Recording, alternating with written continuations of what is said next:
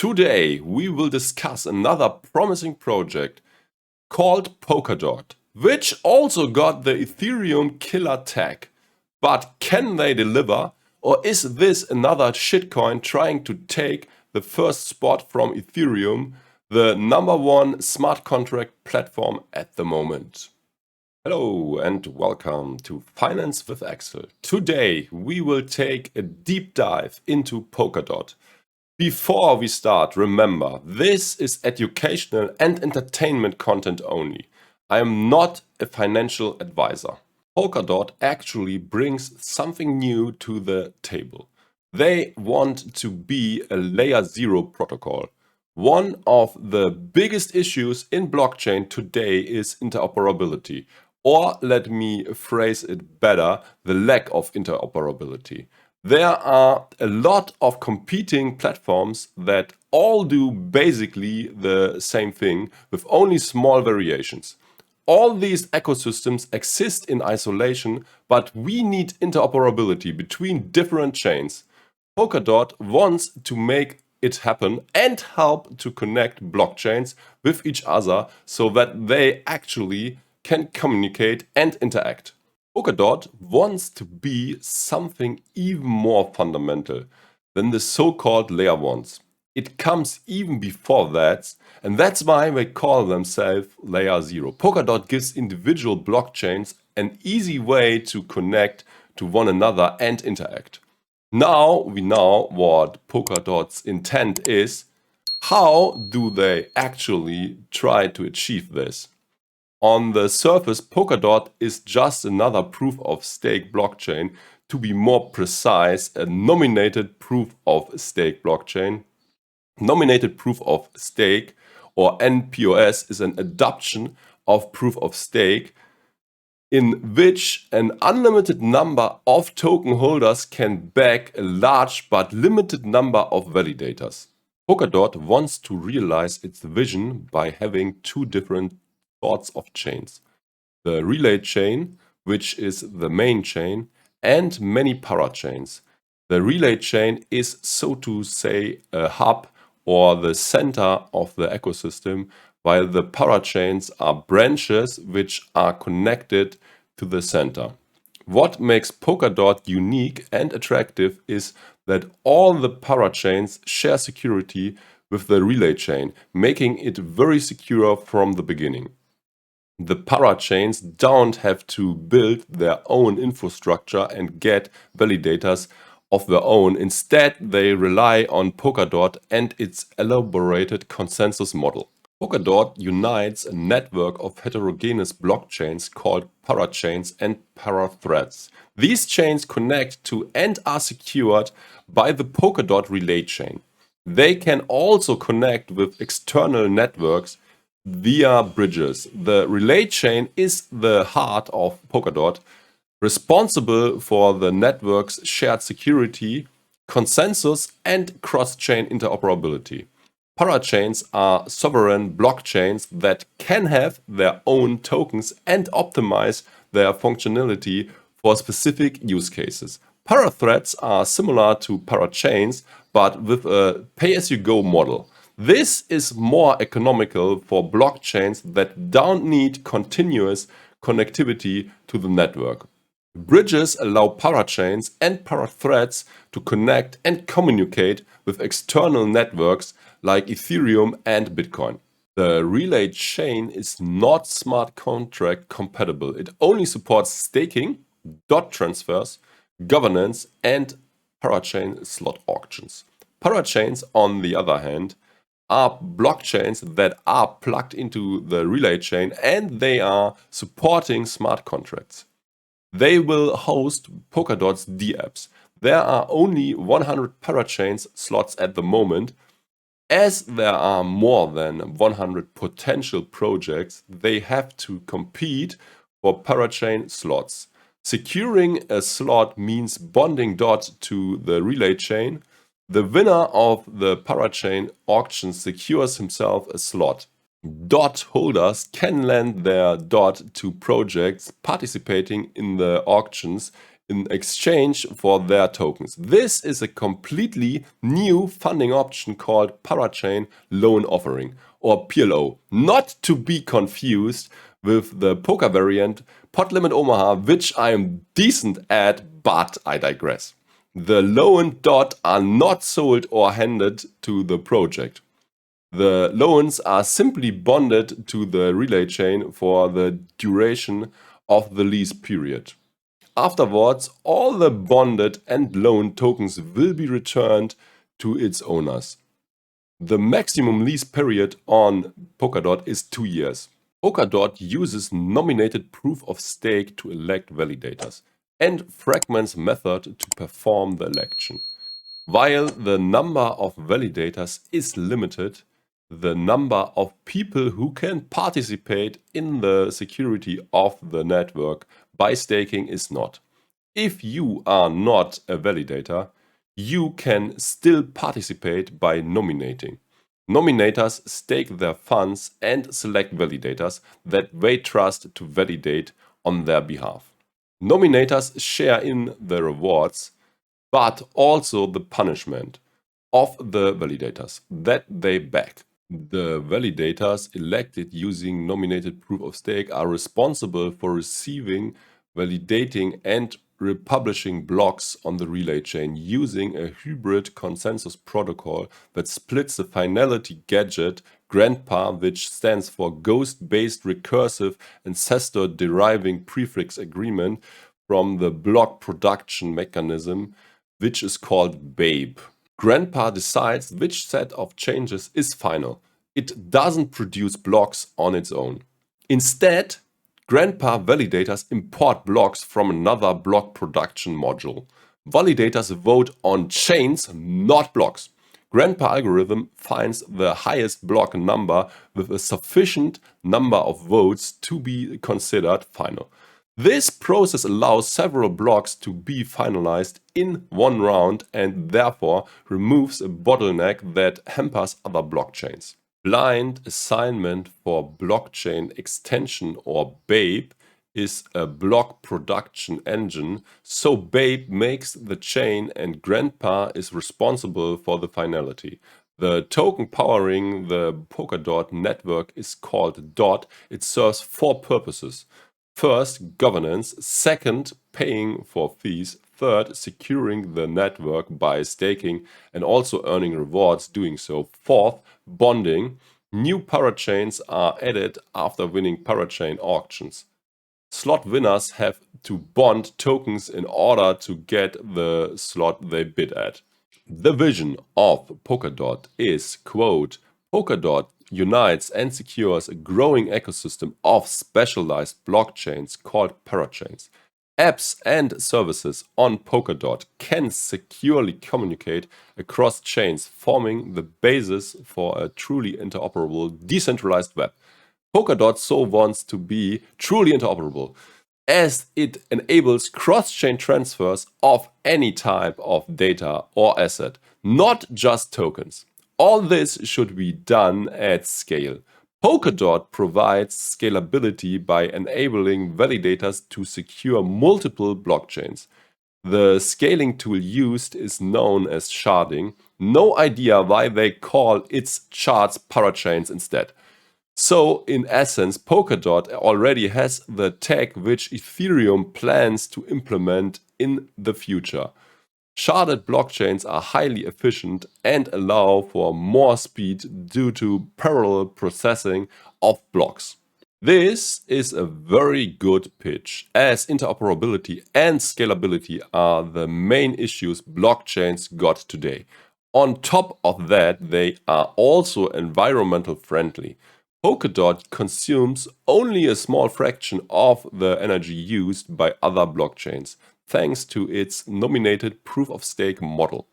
Polkadot is an open source project founded by the Web3 Foundation. This is a non-profit organization based in Switzerland. Their treasury has a lot more funding sources than most other projects have. They gain funds from 4 sources. First, a part of the network fees. Second, parts of the slashed stake from misbehaving validators. 3, a portion of the network's inflation. And 4th, part of the parathread fees. These are fees from the pay-as-you-go blockchains. Their team is world-class. Most well-known is the founder, Dr. Gavin Wood, who was also involved in the start of Ethereum as co-founder. He holds a PhD in computer science from the University of York, and he built the main smart contract language used today for Ethereum called Solidity, to only name a few of his achievements.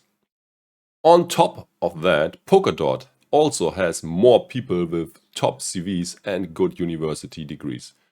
In total, Web3 Foundation has commissioned 5 teams and over 100 developers to build Polkadot. Polkadot is different to other blockchains. It is built on the substrate framework. It is something to make blockchains innovate easier. Developers can connect their chain to Polkadot and get interoperability and security from day one. This ease of development should help Polkadot's network grow. For the tokenomics, I found good and bad things. If they actually manage to get a lot of projects on board with the parachain auctions, a lot of the DOT will be bound for a long time, making it more scarce. This is good for DOT holders, but it also creates a big barrier to entry for projects, as this is a huge cost which projects don't necessarily have when starting on other competing chains.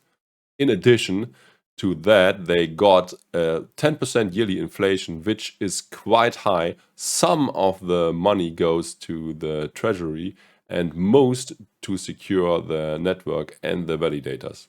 The initial tokenomics were insanely bad. In the ICO, insiders and the foundation secured 75% of the token supply, which is even worse than most of the other greedy layer ones like Avalanche and Solana, where insiders and the foundation only secured 60%, which already is way too much in my eyes. They collected 145 million in the ICO when they messed up big time and lost 66% in a multi-signature wallet problem. Heck, not sure whatever it was. But the sad reality was that 2/3 of the money is not accessible anymore. Polkadot still endured. This is an indication that they collected way more money than they actually needed. In addition to that, they also secured more funds after the ICO in a private sale. There is also a lack of participation in governance.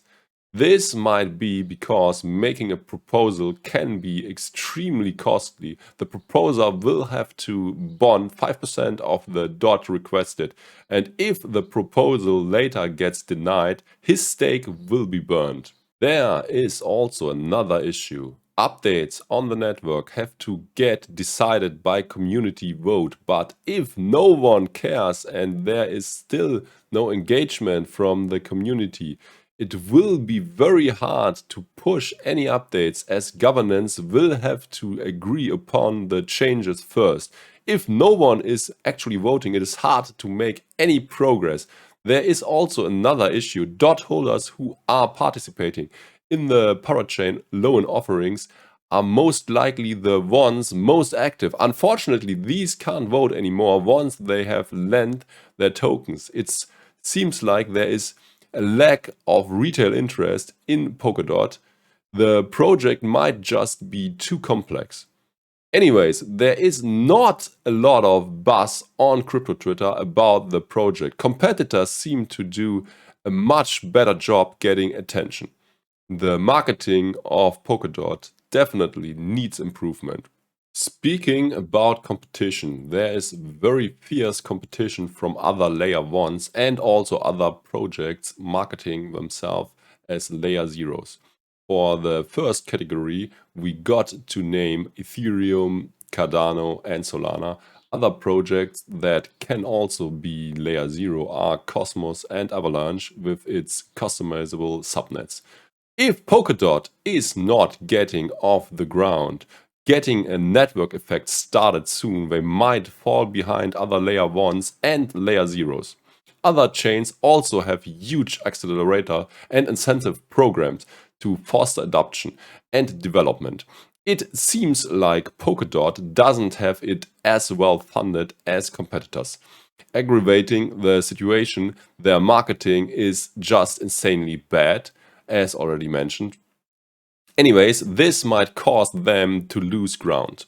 After digging deeper, I found out that they only got the grants program, which funds software development and research in the field of decentralized software protocols.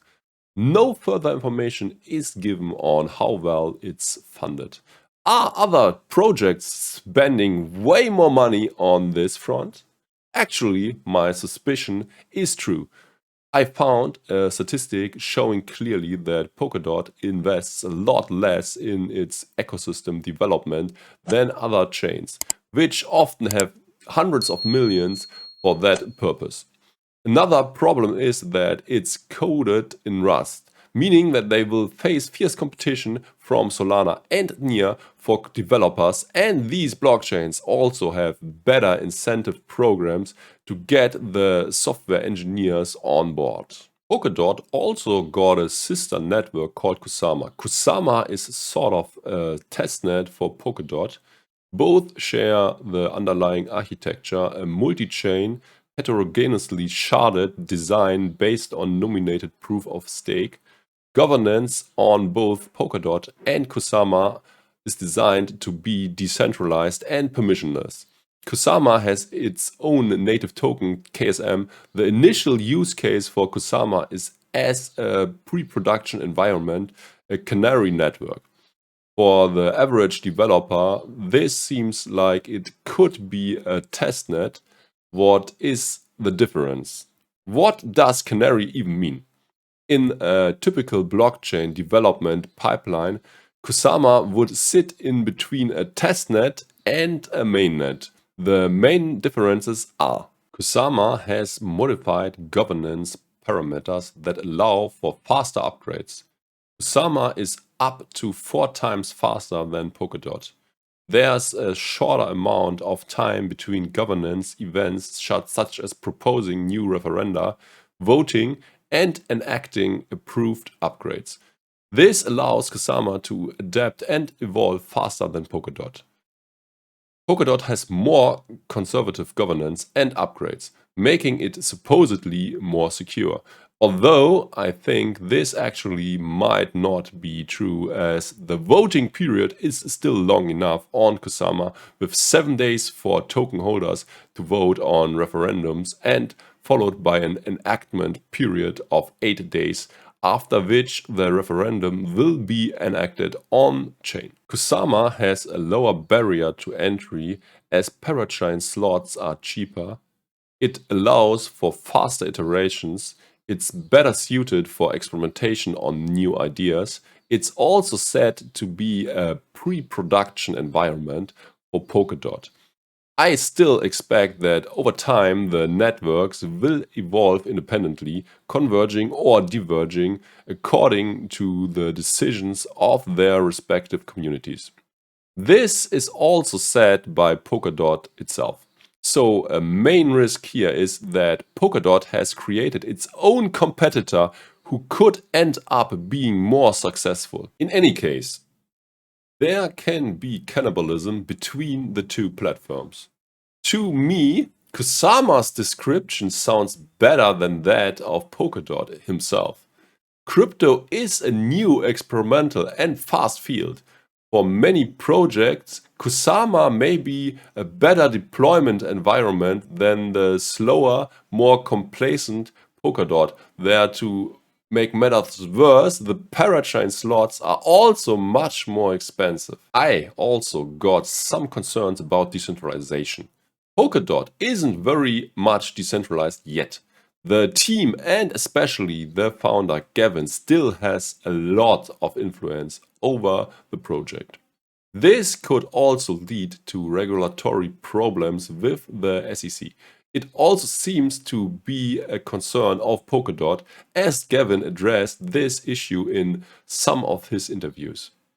If the SEC is coming after them, this will be very bad for price action, as we saw in the case of Ripple, for example. I also assume that it's not decentralized enough to not fear regulatory actions. The nominated proof of stake is also not very decentral, as about 300 validators are running the security of the chain. Currently, you need about 2 million DOT to be considered as active validator. Important is that you don't need to stake all these DOT yourself, but stake delegated to you by nominators also count to reach this threshold.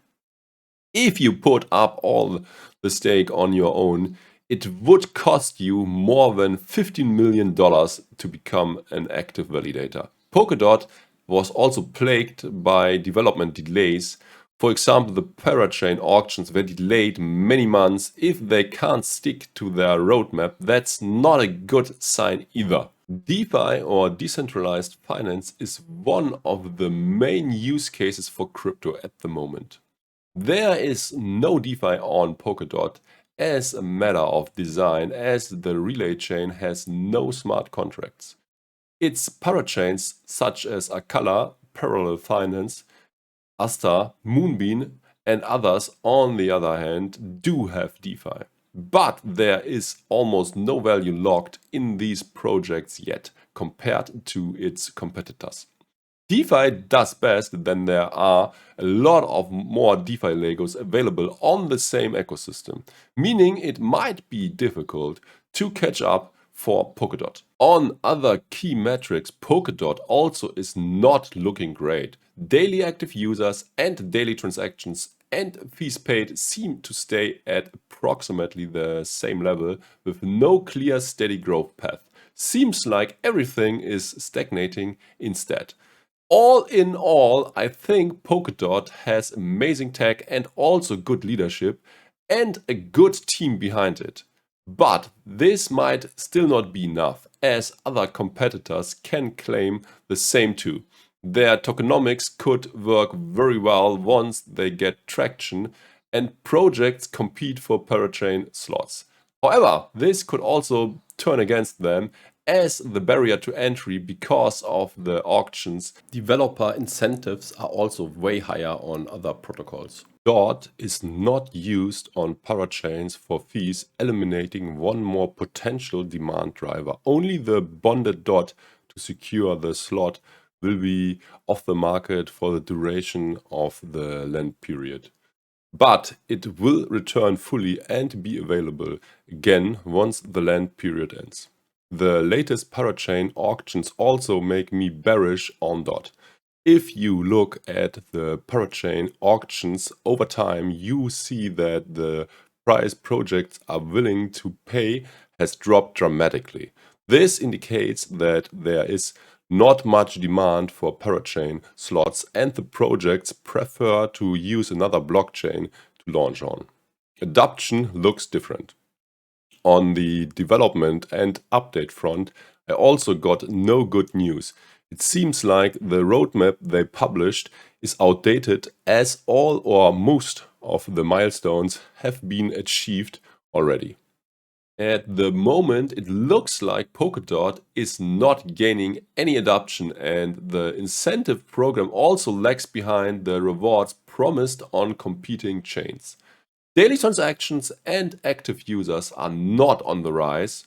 They might lose ground in the battle for developers, and compared to other projects, they also have a higher valuation than most. Their marketing is not great and the retail interest seems very limited. Institutions like DOT though. They also have competition from within from Kusama, which could ultimately take away programmers and also projects from Polkadot, as Kusama is the faster and cheaper alternative. Overall, I am not convinced. Sure, they got good tech and a great leader, but the barrier to entry just appears too big and there is less potential upside for DOT compared to other, as it already sits at a quite high valuation. What do you think?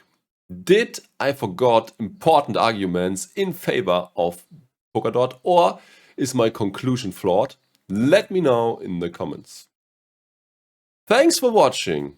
Share this with people who might also benefit from this content. And also don't forget to like and subscribe for the YouTube algorithm. Bye, until next time.